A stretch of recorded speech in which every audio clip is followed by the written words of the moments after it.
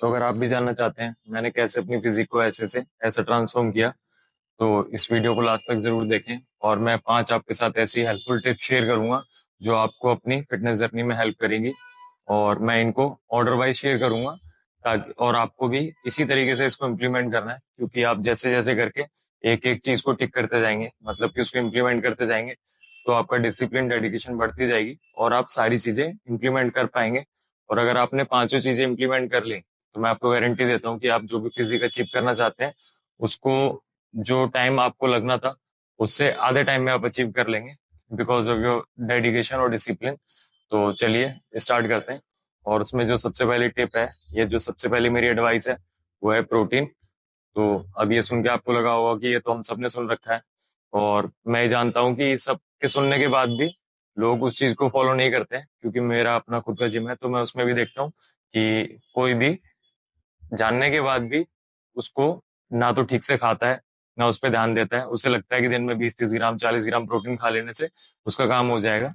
तो मैं आपको बता दूं कि जब हम शुरू में कोई भी चीज स्टार्ट करते हैं, तो हमारे लिए ट्रेनिंग जैसे नया स्टिमुलस होती है, तो कुछ ना कुछ ग्रोथ वो प्रोड्यूस करेगी। बट अगर हम उसमें जो चीज अचीव करना चाह रहे हैं, तो हम उसमें सेम इनपुट देते रहेंगे, तो हम उस गोल को अचीव नहीं कर पाएंगे। क्योंकि हमारा गोल, जैसे कि हम स्कूल जाते हैं, तो हमारा गोल एबीसीडी सीखना नहीं है, हमारा गोल है कि हम शुरू की बेसिक से आगे तक जाएं, तो हमें अपना इनपुट भी बढ़ाना होगा। तो सेम उसी तरीके से हमें अपना प्रोटीन पे भी फोकस रखना चाहिए। और मैं आपको रिकमेंड करूंगा कि एटलीस्ट आपको 2 ग्राम पर केजी के हिसाब से प्रोटीन का जो इनटेक है वो आपका होना ही होना चाहिए। तो अगर जैसे आपको बॉडी वेट 60 किलो है, तो आपको 120 ग्राम प्रोटीन का टारगेट रखना है। और इसको अगर आप फॉलो नहीं करेंगे, तो जो आप फिजिक अचीव करना चाहते हैं उसको आप डिले कर रहे हैं। क्योंकि अगर आप लगे रहेंगे, तो एट द एंड आपको इस पे आना ही पड़ेगा कि आपको प्रोटीन वगैरह और अपनी डाइट पूरी ठीक से लेनी पड़ेगी। तो सबसे पहला जो मेरी एडवाइस है वो ये है कि आप अपना प्रोटीन इंटेक जो है वो पूरा करें। अब आते हैं सेकंड पॉइंट की तरफ, जो है ट्रेनिंग से रिलेटेड, कि आपको कितनी ट्रेनिंग करनी है। तो हमारे जितने भी मसल ग्रुप हैं, चेस्ट, बैक, बाइसेप, ट्राइसेप, और लेग्स में क्वाड्स, हैमस्ट्रिंग, तो मैं अगर इनको डिस्ट्रीब्यूट करके बताऊं कि आपको किसी भी एक्सरसाइज के 10 से ज्यादा, या सॉरी, आपको किसी भी मसल ग्रुप के 10 से ज्यादा सेट्स नहीं लगाने हैं। क्योंकि अब ये चीज बहुत कॉम्प्लेक्स है, वो आपको मैं अभी नहीं समझा सकता। बट ये है कि धीरे धीरे करके आप अगर मेरी आने वाली वीडियोस देखेंगे तो समझ जाएंगे। बट ये कि 10 जो एक राउंड ऑफ नंबर है, वो मैंने अपनी ट्रेनिंग एक्सपीरियंस में खुद को और बहुत सारे लोगों को ट्रेनिंग कराते हुए एक्सपीरियंस करा है कि वो एक ठीक ठाक नंबर है। और अगर आप ठीक इंटेंसिटी से ट्रेनिंग करते हैं, तो आप उसके अराउंड ठीक से रिकवरी पा सकते हैं। अब ये नंबर सबके लिए ऊपर नीचे हो सकता है, वो आपको कैसे मैनेज करना है वो आप मेरे पांचों पॉइंट के थ्रू भी समझ जाएंगे। बट मेरी एक जनरल जो गाइडलाइन है वो है कि आप किसी भी मसल ग्रुप के 10 से ज्यादा सेट्स ना लगाएं। तो अब इसी के साथ बढ़ते हैं तीसरे पॉइंट की तरफ, वो है स्लीप के ऊपर। अब आपको मैं ये एक सिंपल एग्जांपल से समझाता हूँ कि जैसे हमारे पास कोई बहुत अच्छी स्पोर्ट्स कार है, और हम उसे बहुत लंबा चलाते हैं, बहुत तेज चलाते हैं, बट उसे भी रेस्ट की नीड होगी। और सेम तरीके से अगर हमारे जेनेटिक्स भी बहुत अच्छे हों और हम बहुत अच्छा न्यूट्रिशन लेते हैं, सब कुछ करते हो, बट ये कि हमें भी रेस्ट की जरूरत होगी। तो अब अगर आपकी स्लीप प्रॉपर नहीं है, तो आपकी रिकवरी प्रॉपर नहीं है, तो आप उस चीज को ठीक से अचीव नहीं कर सकते जैसी भी फिजिक आप चाहते हैं। और मैं रिकमेंड करूंगा कि आप कम से कम 7 घंटे की नींद तो जरूर लें। वो अब किसी के जेनेटिक्स बढ़िया हैं और वो कम नीड में भी रिकवर कर सकता है, तो कोई 6 घंटे में कर सकता है। किसी को ज्यादा की नीड है तो 8 में कर सकता है। वो सब समझने में बहुत टाइम लगता है, बट एक जनरल गाइडलाइन है। तो आप 7 घंटे की नींद पे फोकस करें कम से कम। क्योंकि अगर आप अपनी स्लीप को नेग्लेक्ट कर देंगे, तो आपकी बॉडी को रिकवरी नहीं मिल रही। तो आप पूरा न्यूट्रिशन प्रोवाइड कर रहे हैं, ट्रेनिंग अच्छे से कर रहे हैं, और आपकी रिकवरी ठीक नहीं होगी। अब इसी के साथ बढ़ते हैं अपने चौथे पॉइंट की तरफ, वो है अपने मैक्रोज वगैरह को काउंट करना। अब अगर आप शुरू की 3 चीजें कर लेते हैं, तो लगभग आपका इतना डिसिप्लिन बन गया होगा कि आप इस चीज में और टाइम या और दिमाग डिवोट कर सकते हैं।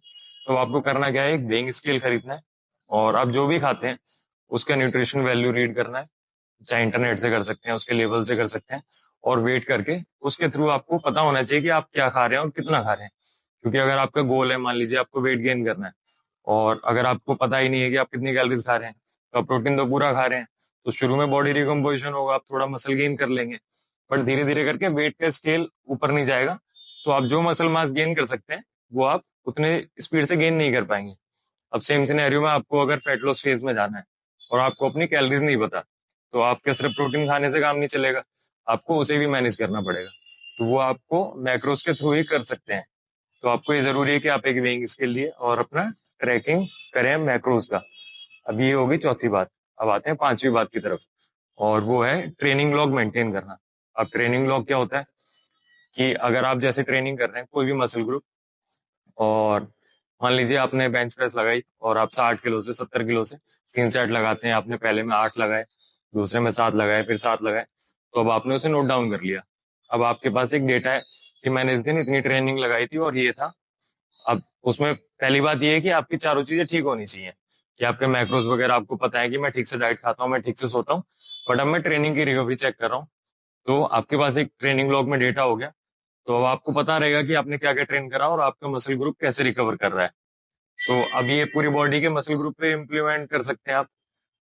जैसे कि अब मैं आपको सिंपल तरीके से समझाऊं, तो कोई बॉडी पार्ट वीक होते हैं, कोई स्ट्रांग होते हैं, किसी में स्ट्रेंथ जल्दी बढ़ती चली जाती है, किसी में नहीं बढ़ती है। तो हमें कुछ पे फोकस ज्यादा करना होता है, कुछ पे हम इतना ज्यादा फोकस नहीं भी करते तो भी हम ठीक ठाक उसमें ग्रोथ देख लेते हैं, स्ट्रेंथ में हम अपनी इंक्रीज देख लेते हैं।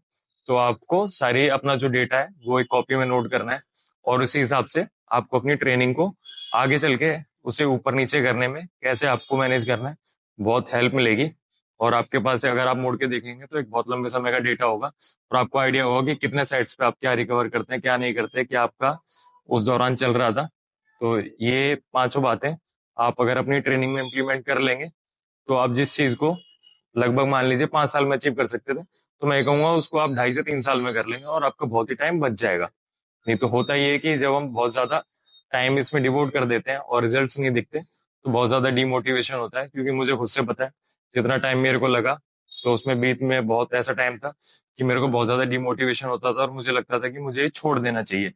बट जैसे तैसे करके चलते चलते, क्योंकि मुझे कोई ऐसा गाइड करने वाला नहीं था, तो खुद से ही समझना, खुद से सब कुछ इम्प्लीमेंट करना, अपनी ट्रेनिंग से रिलेटेड, डाइट से रिलेटेड। अब तो फिर भी इंटरनेट है, जब मैंने स्टार्ट करा था तो ऐसा कोई इंटरनेट का ट्रेंड भी नहीं था, तो सब कुछ पढ़ते लड़खड़ाते और सीखते हुए करा है। तो मैं ये चाहूंगा कि आप इन चीजों को इम्प्लीमेंट करें, और जो रिजल्ट आप देखना चाहते हैं वो आपको जल्दी मिल सके। तो आगे आने वाली जो वीडियोस होंगी उनमें मैं इन चीजों को बहुत अच्छे से एक्सप्लेन करूंगा, अलग अलग टॉपिक्स को, जो जो मैं गलतियां जिनमें बच्चों को करते हुए देखता हूँ या लोगों को करते हुए देखता हूँ। तो चलिए, अब के लिए थैंक यू।